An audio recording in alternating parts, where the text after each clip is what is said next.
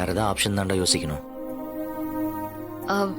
மாறா, நீ அந்த நம்பருக்கு திரும்ப கால் பண்ணியா? இன்னும் சுவிட்ச் ஆஃப்ல தான்ப்பா இருக்கு. எனக்கு ஒரு ஃப்ரெண்ட் இருக்கா, அவ ஹேக்கர் தான். அவகிட்ட என்னோட நம்பரை கொடுத்தா அந்த நம்பர் கடைசியா எங்க லொகேட் ஆயிருக்குங்கறத அவ கண்டுபிடிச்சு சொல்லுவா. ட்ரை பண்ணலாமா? ப்ளீஸ் உடனே கொஞ்சம் கால் பண்ண. ம்.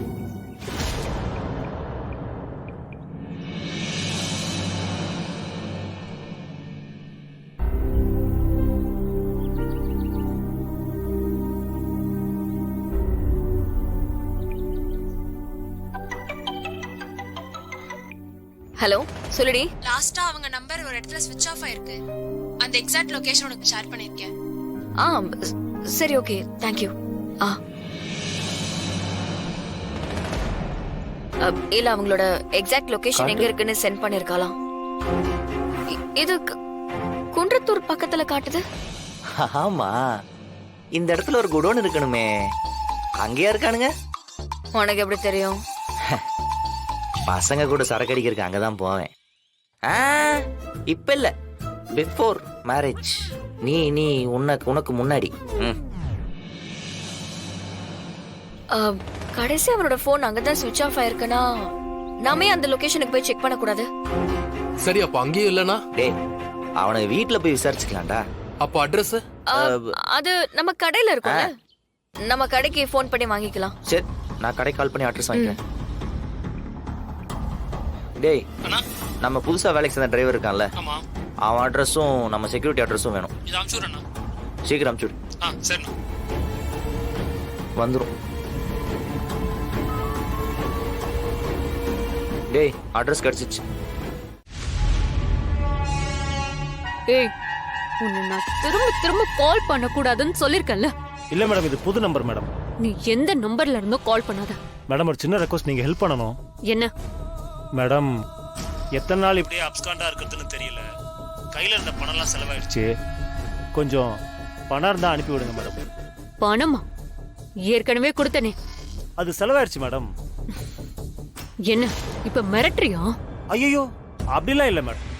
இதோ பாரு, உன்னை வச்சு அந்த கார்த்திகை மாட்டி விட தெரிஞ்ச எனக்கு உன்னை மேனேஜ் பண்றது எனக்கு ஒன்றும் பெரிய விஷயம் இல்ல.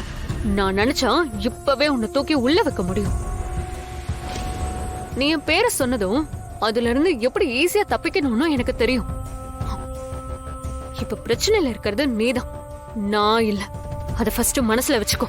என்ன மேடம் இப்படி எல்லாம் பேசுறீங்க?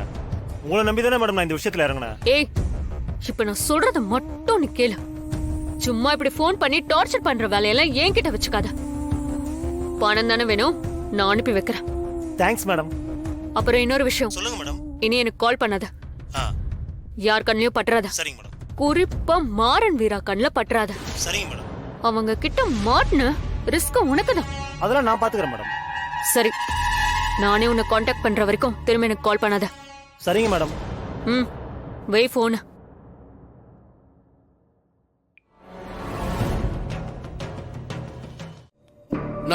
எங்கண்ணா அந்த வாட்ச்மேன் வரேன்னு சொன்னானா? ஆமா தம்பி, நீ வந்தாதான் உன் பொண்டாட்டிய விடுவேன்னு சொன்னோம். அவனும் பயந்து போய் உடனே வரேன்னு சொல்லியிருக்கான். வரட்டும். இதைத்தான் நான் அப்பவே சொன்னேன்.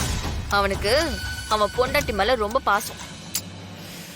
என்னதான் அவன் திருட்டுத்தனம் பண்ணாலும் புருஷன் பொண்டாட்டிக்குள்ள எவ்வளவு அந்யோன்யம் பாத்தியா? பொண்டாட்டிக்கு ஒண்ணு நான் புருஷன், புருஷனுக்கு ஒண்ணு நான் பொண்டாட்டி. சச்ச லவ்ஸ்யா. ஹஸ்பண்ட் அண்ட் ஒய்ஃப்னா இப்படிதான் இருக்கணும் போல இல்ல? ஏமா, இன்னும் எவ்வளவு நேரத்துல வருவான் உன் புருஷன்? சீக்கிரம் வரேன்னு சொன்னாரு சார். ஏய், அவனுக்கு வருவானுங்களா இல்ல போன் பண்ணி அவனுங்களை தப்பிக்க சொல்லிட்டியா? சார் கண்டிப்பா வந்துருவாரு சார். பார்க்கலாம், வராம இருக்கட்டும், அப்போ இருக்கு உனக்கு.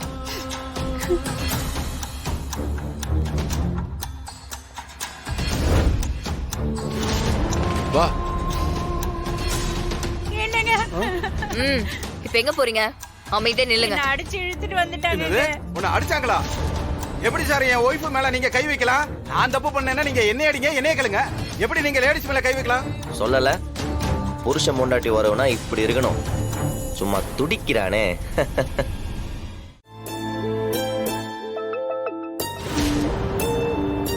என்னெல்லாம் அப்பா எவ்வளவு திட்டி இருக்கிறாரு. நான் எல்லாம் எல்லாத்துக்கும் கோச்சிக்கிட்டு ஓடிட்டு இருந்தேன்னா அவ்வளவுதான். ஓடுறா, பாத்துக்கலாம். இன்னும் கொஞ்ச நேரத்துல இதுக்கெல்லாம் யார் காரணம்னு தெரியும். அப்ப இருக்கு.